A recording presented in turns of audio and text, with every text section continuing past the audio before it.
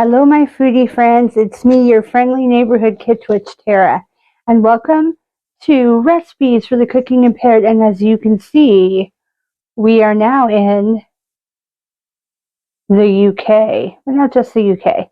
We're in the British area. Yes, I know that was a terrible accent. And as we often do with our travels, I would like to say hello.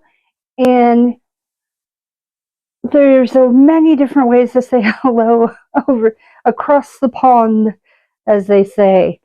We say hello and good day and cheerio and things like that.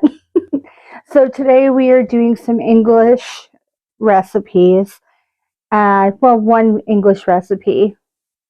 We're going to do Yorkshire pudding. Not Yorkshire, which is what it looks like. Yorkshire pudding. And this is a recipe that is really delicious, and I'm looking forward to sharing it with you. It's kind of fast, but there are some steps to it. And this one, a family friend, they make it, they're direct from the UK area. I know she lived in London, but I don't know if she was from London, and I've never bothered to ask. Sorry, but she makes it every year for Boxing Day. So now those that are curious, Boxing Day is the day after Christmas Day, and it was a celebration for the working class people because, you know, a lot of times they'd be working and serving the upper class on Christmas Day, and so it was their special day the day after to kind of celebrate. And so they would have their meal, they would exchange gifts.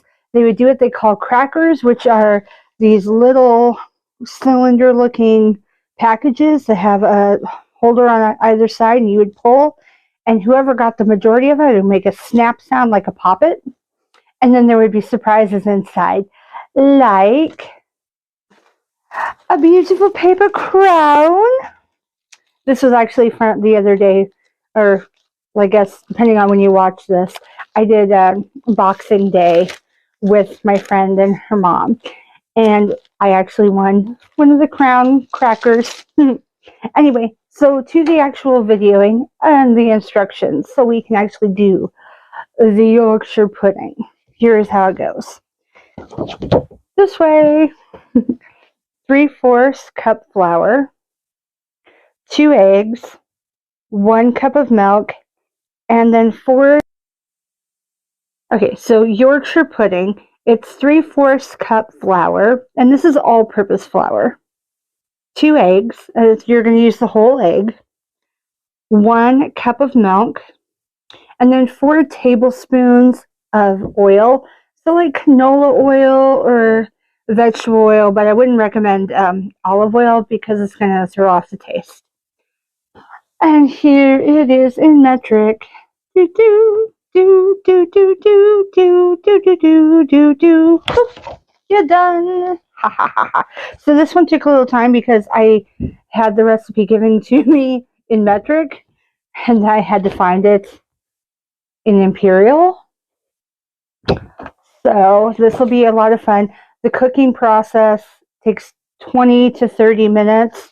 If you have got a viewfinder in front of your oven, it's excellent because you do not open the oven. This is a light, fluffy pastry. It's kind of like if pastry and buns and biscuits and pudding were all to have babies together. And you have to keep it closed because as it rises, it's very fluffy and light. You open it, as soon as that air gets to it, it goes collapse. Kind of like souffles. So, kind of fun. This will be interesting because I am using an oven that does not have a viewfinder. It does not have a viewing window or an inside light. So we'll see how it goes. But we'll make it do.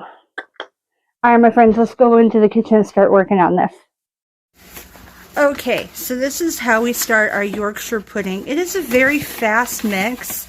One thing you have to keep in mind is once it's completely cooked, you're going right to serving. So we're doing our 3/4 cup flour, and it can be all-purpose flour. It doesn't have to be a certain kind.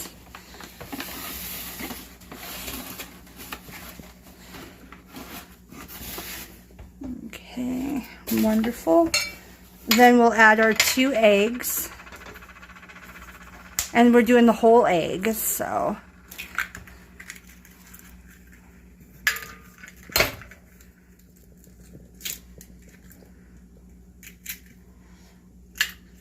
Okay. You wash my beeties first or not? Go ahead and add your milk at this point. And notice we're not beating the mixture just yet. You do that at the end. Alright, and then 4 tablespoons of oil. Vegetable oil, canola oil is fine. I wouldn't recommend olive oil in this one. It's going to change the flavoring too much from the traditional. And again, this was a recipe I got from a friend's mom who is actually from the UK. They make this every year for Christmas, or rather for Boxing Day, which I shared a little bit about at the opening. So now we're going to go ahead and whisk it. You could use a mixer if you want, but this isn't real thick. So you're just going to whisk it until it's smooth.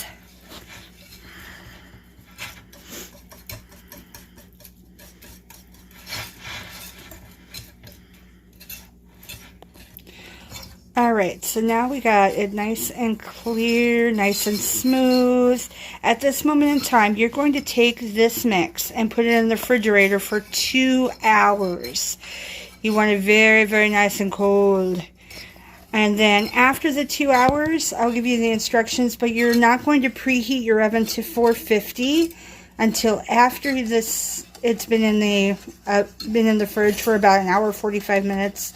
So 15 minutes before you're ready to pour it into the pan, go ahead and preheat the oven for 450. Alright, so we're going to put this in the fridge and we'll be back shortly. Okay, so first we have already heated up 1/3 cup water, and we're going to mix that with 1/3 cup of the castor sugar. Now we're doing a sugar substitute instead of castor sugar. But basically, if you don't have castor sugar and you're not doing a substitute, you're just going to want to use a raw or a golden raw sugar. Like the how do you say that? Sounds like turbine, but it's not turbine. I will look it up and post it on the video once I find it. So we're just going to make sure that that's fully dissolved. And then we are going to let the sugar cool.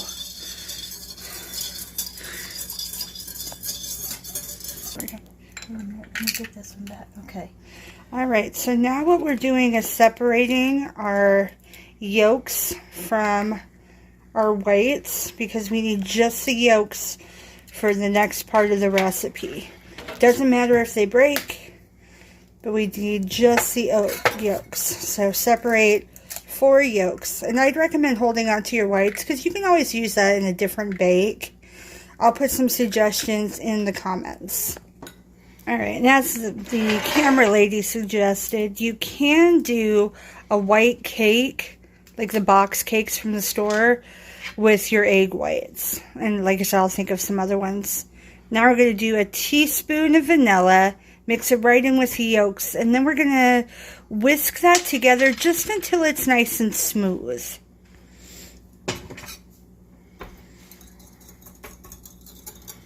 Okay, here we go.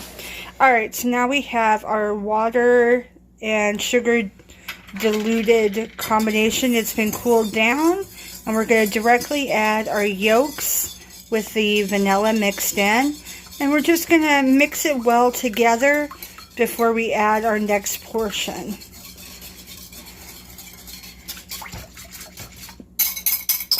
Now, at this time, you would add your 1/2 cup of brandy. If you're doing an alcoholic adult mix, we're doing a family-friendly one. So you're just going to add your 1 can of condensed milk, which is 397 grams. or rather milliliters, grams, I think it's grams, or 14 ounces, depending on where you are. And you're just going to mix that very well. And then after it's well mixed, we're going to put it in the fridge for 2 hours. And then we're going to put it over ice cubes, which is the British suggestion on how to do it. So I know out here in my family, we never did it over ice. But we didn't really do it. We didn't do it over with alcohol in it either. So this will be interesting. Ice cubes and an eggnog. We'll see how it goes. Alright. So it takes a little time to get all the condensed milk out because it's so thick.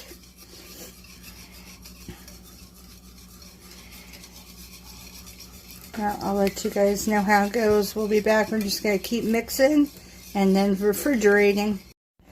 Alright, so we've already put the pan in the oven for 2 minutes, and now we have our mix. We're going to pour in each container about half. That's good.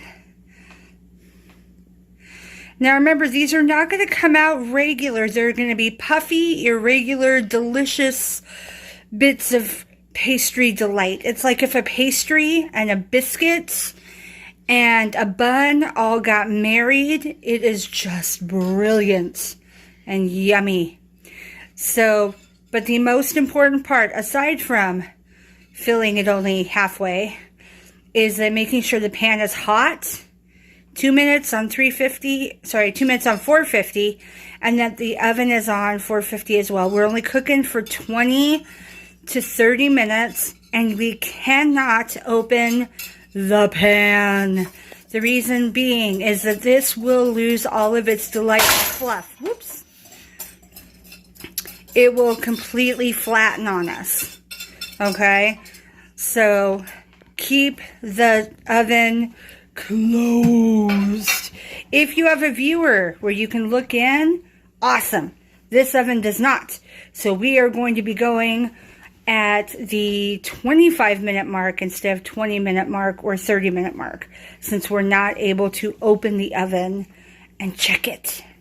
So here we go, guys. We're going into the oven. As you can see, it is very dark. There is no light. There is no viewing. There is only darkness.